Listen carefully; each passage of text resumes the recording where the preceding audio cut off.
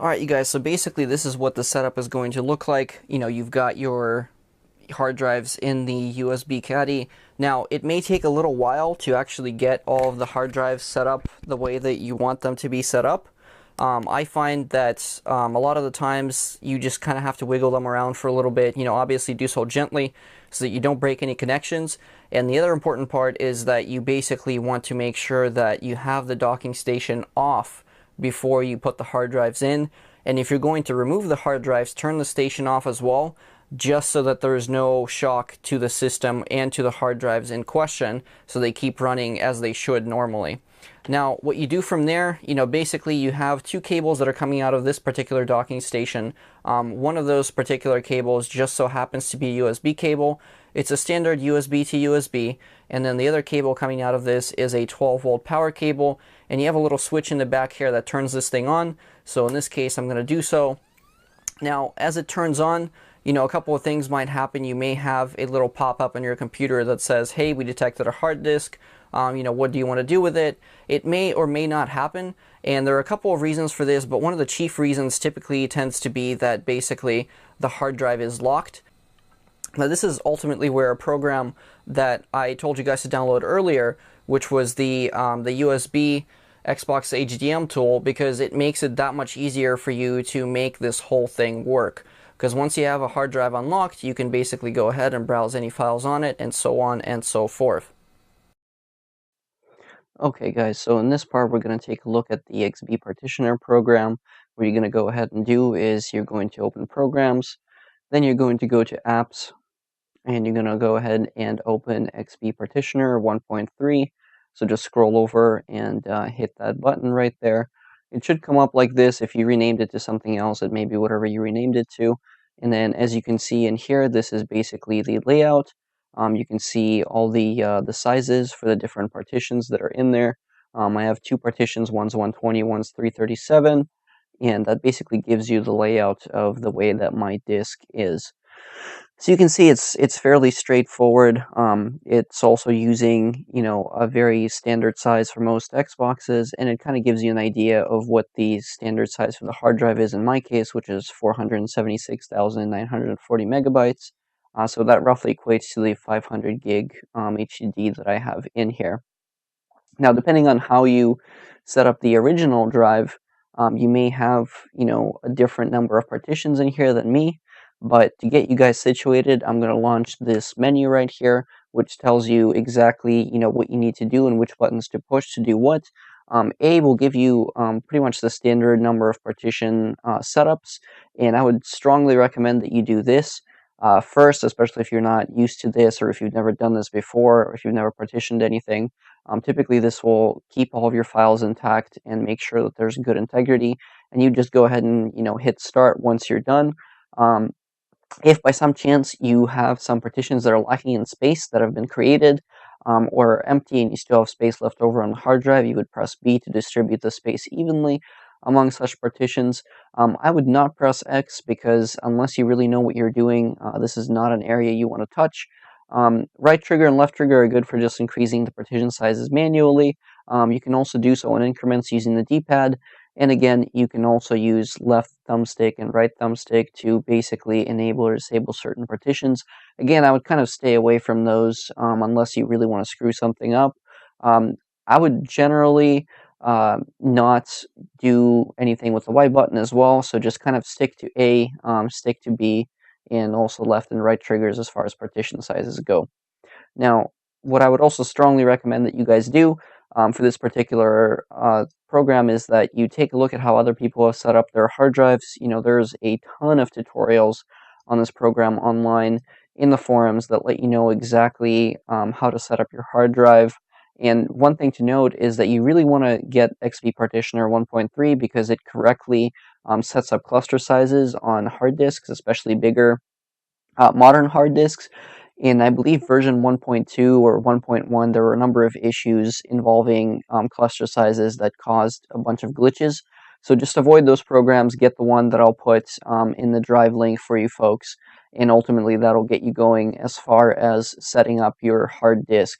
Again, if you have questions about this, feel free to ask. I'm not really the best authority to give you directions on XP Partitioner, but this is basically the program that you want to use just in case something goes sideways with the amount of space that you have. So for example, you try and map a drive in your dashboard, and for some reason you can't put games on there.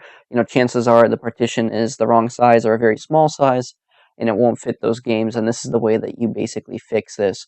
And also, if you end up going from the stock 8GB Xbox hard drive, obviously the partitions on that hard disk are going to be a lot smaller because they weren't obviously ever designed to hold any more space than what was on the hard drive. So you'll have to, again, go into this program and modify the settings as is. It's really pretty straightforward. Use this, and again, make sure that you've made backups of all of your stuff so that you don't lose any saves or progress or anything of the sort before you use this program, because there are, potential chances that you could screw something up or overwrite something when using this software. So hopefully this part helped you folks out, and, look to the next part of this video in which I'll be showing how I've set up the hardware, and especially the PATA to SATA converter chip. Alright folks, so now arguably the most fun part of this project, which is basically hooking up everything after you're done. And the most interesting part right here, and I'm actually going to go ahead and tilt the camera down a little bit more so you can see. Basically the most important part here is just getting everything hooked up in such a way that you don't end up damaging the PATA cable. Now, for my build, and this is actually recommended, is that you end up buying one of these 80 wire cables, which are, I believe, like ATA 130 or something like that. I'll end up putting a link to them in the description so you can kind of figure out, which one you can get and for what price. It's recommended that you get them because sometimes the Xbox won't recognize the hard disk when using one of these adapters. And as you can see right here, this is the StarTech adapter that I was talking about earlier.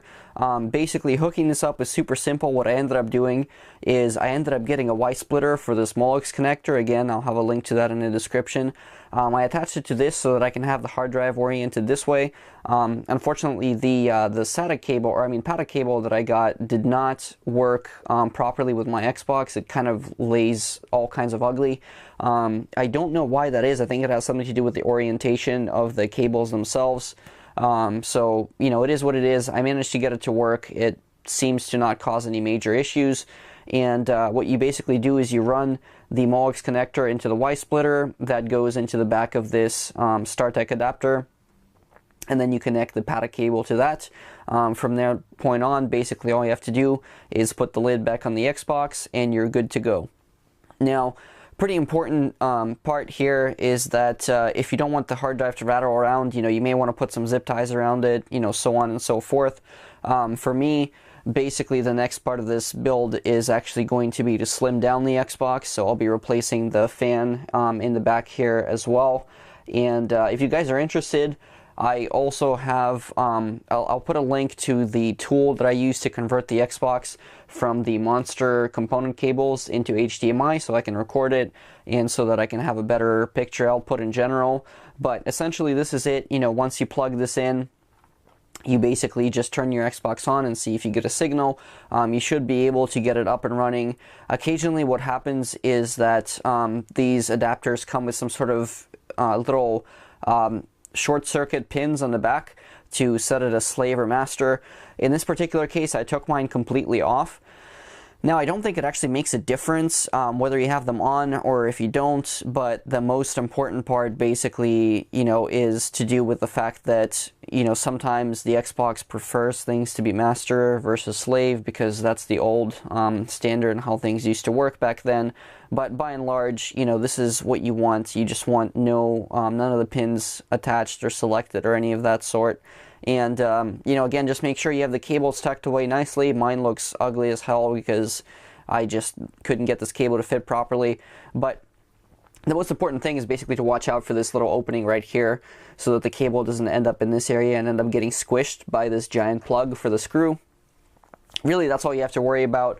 Once you get that set up, connect your video cables, connect your power, and you should be good to go. So, anyway, hopefully, this video kind of clears things up for all of you guys and makes it a pretty succinct tutorial on how to modify your hard drive. I kind of went over things really quickly, so if you have questions, just let me know. I'll be more than happy to answer them. You know, ultimately the video is kind of long because I ended up trying to explain as much as I could along the way. You know, maybe next time, if you guys want to let me know if there's just way too much explanation and not enough actual, doing, then let me know.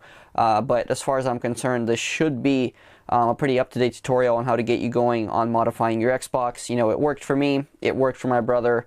We're both running SSDs in our Xboxes now, and it's been running peachy so far. So I'll see you guys in my next video, and good luck until then.